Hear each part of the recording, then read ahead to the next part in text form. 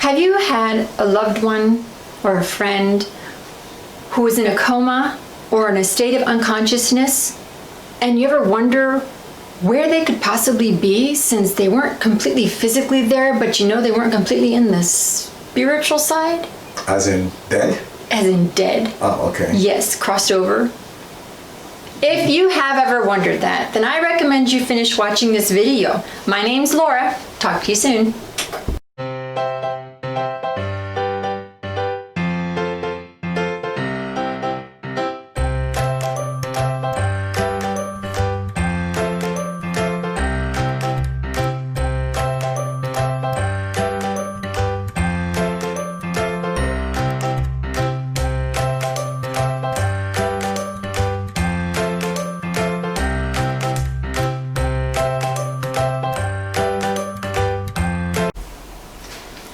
I have had a lot of experience, many family members and friends who have crossed over, and not many. A lot.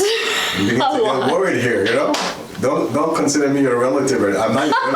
You're married to me. Okay, so that doesn't count, right? If you have a lot. See, I just had this conversation with one of our folks earlier. That's the phone call I was telling you about. Because she sent about 3 messages in the past couple weeks of people dying that she knows.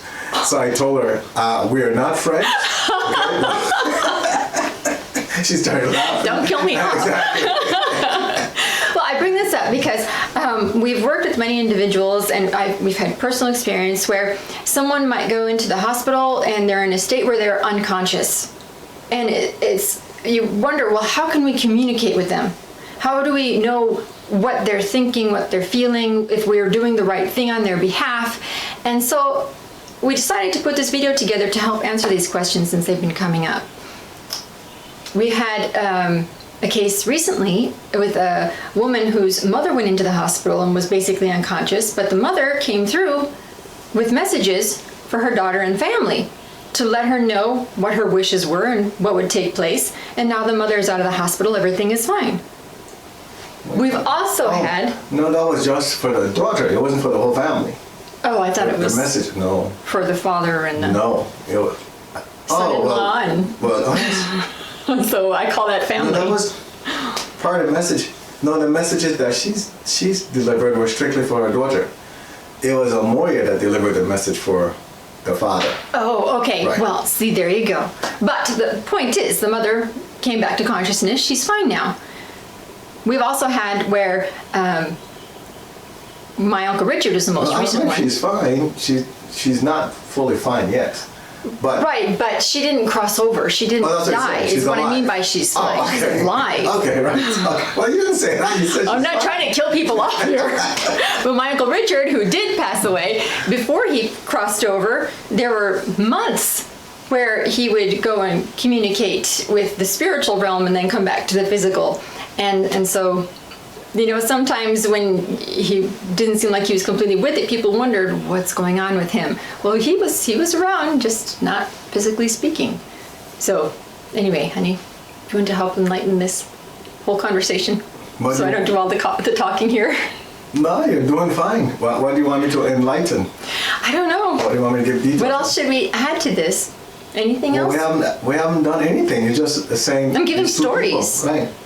But they're not really stories because, for example, the question is, how did that happen?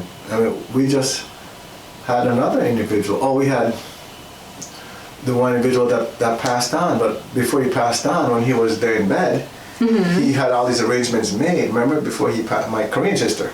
Oh, yes. And he came through. He and I communicated a lot while he was laying in bed.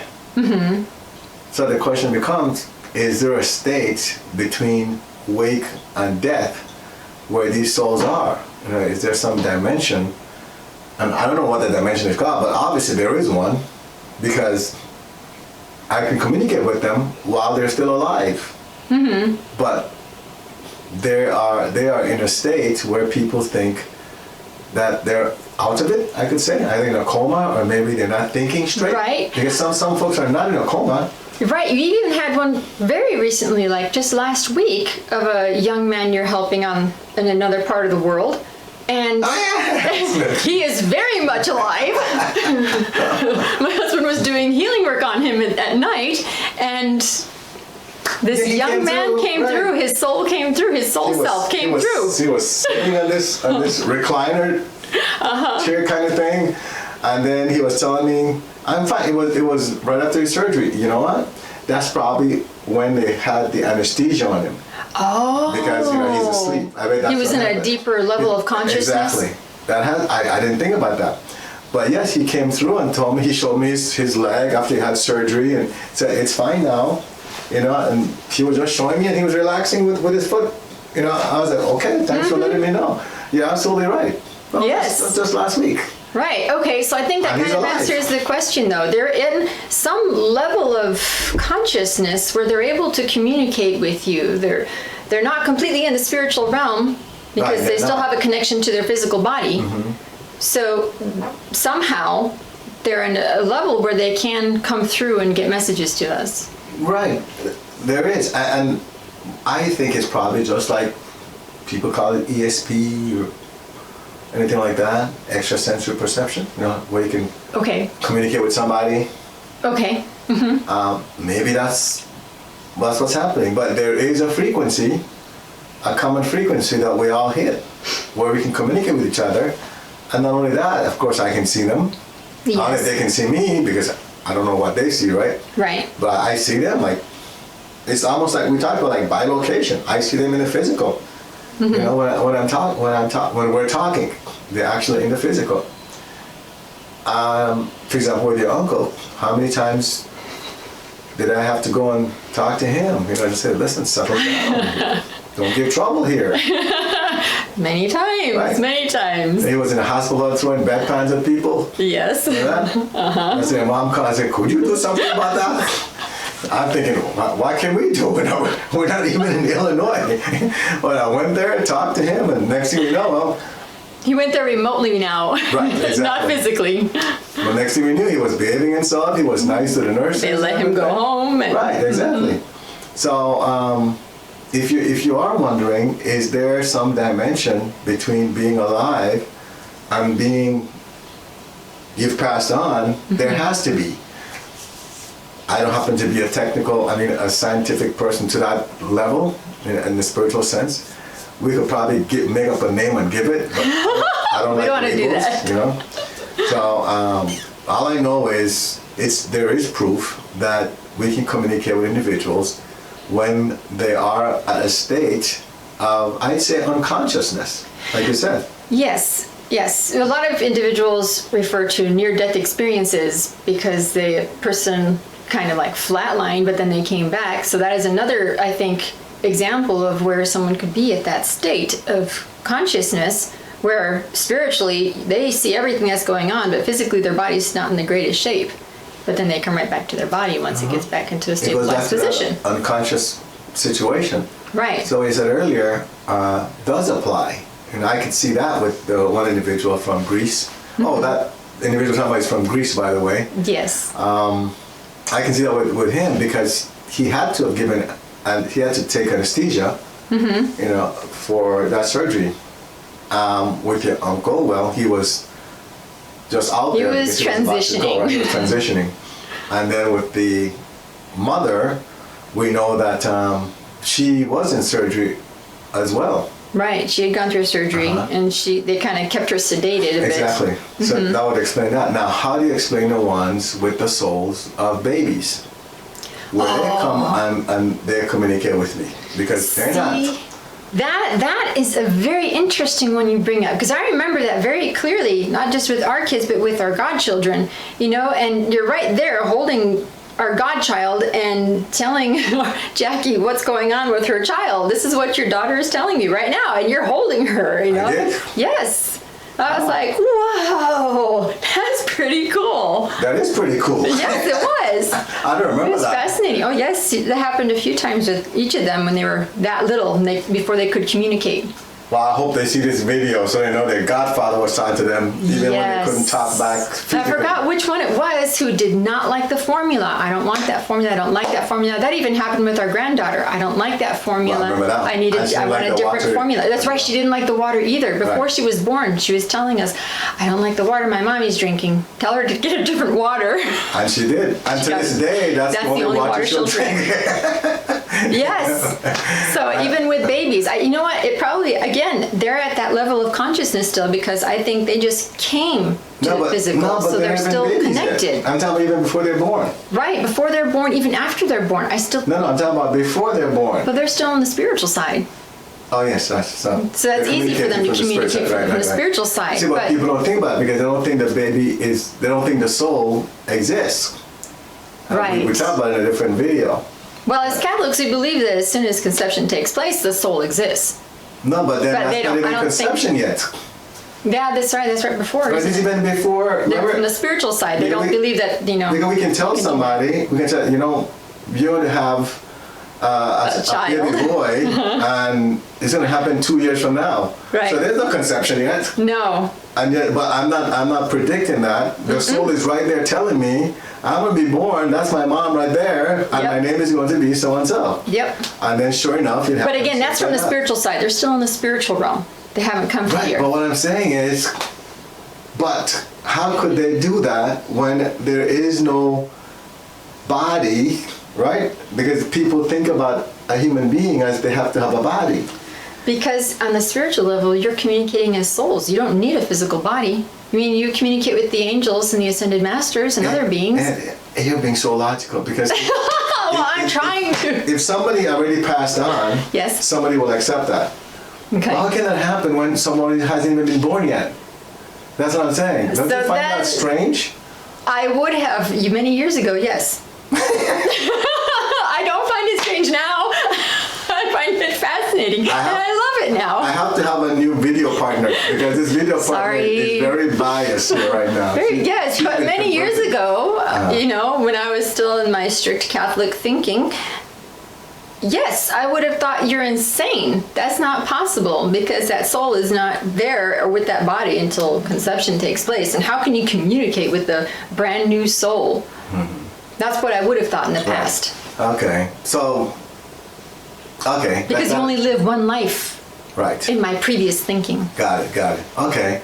So anyway, so to get back to the other one, it is very obvious from our experience that people are, especially when they're unconscious, that they are at a different frequency. Yes. That's what it is. Mm-hmm. And then you can communicate, they can communicate not just with me. I feel very confident there are other individuals that they can do that with you as well. Once you raise your frequency you match your frequency with theirs. Right. That can happen very easily. So we have that. Now the other thing is, I wonder if when people are sleeping, because you're unconscious at that point. Yes, that's another good example. As you just said that, my aunt came to you one night many years ago, and you confused her with my other aunt. So Aunt Bernice came through to you one night while you were sleeping. I didn't know your aunts, all of them. You knew you met all of them. I did. Yes, but anyway, so Aunt Bernice, you only met her once, and she came through to you one time. Were we married? At night, we were married, and she came to you because you woke up and you told me, your aunt came to me last night, and she told me she's very lonely. You should give her a call. And I said, okay, which aunt? And you said, I think it's your Aunt Laura. So I'm there calling my Aunt Laura, being great, wonderful grand niece, and checking up on her because she's 80-something years old. And then a few months later, I get the call that, my Aunt Bernice isn't doing well.